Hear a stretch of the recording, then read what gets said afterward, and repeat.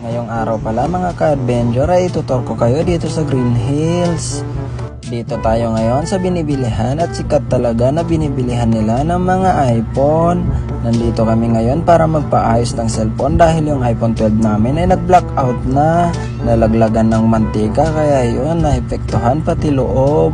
Maya lang pumasok na kami dito sa third floor at ito talaga yung una-una mong makita yung mga binibenta nila na pang disenyo. Ang ganda talaga niya na para sa bahay na ilagay mo lang. At ang target destination pala namin ay yung Beyond the Box. At kung isa ka rin sa mga iPhone user na nasiraan, pwede kayo pumunta at pumasok dito sa Beyond the Box. Kasi dito sa Beyond the Box ay safety at napakaligit nila. Kung gusto nyo magpagawa at may pera kayo, dito na lang kayo pumunta. Kung kaya nyo naman magbayad, dito na lang kayo kasi mas sigurado kayo at safety. Kasi lahat ng parts ng cellphone ng iPhone nila ay original.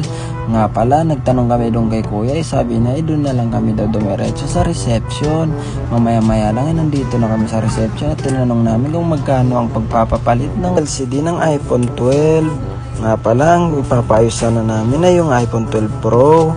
Pero di namin expect na ganun pala kamahal ang magpapalit ng iPhone 12 Pro. Hindi ko na i-reveal kung magkano, pero maya lang humanap na lang kami ng mas mura. Umikot lang kami sa mall at ito yung nakita namin. Sa mabilisang kwento ay naayos na pala yung iPhone kasi napakabilis at hindi na ako nag-video.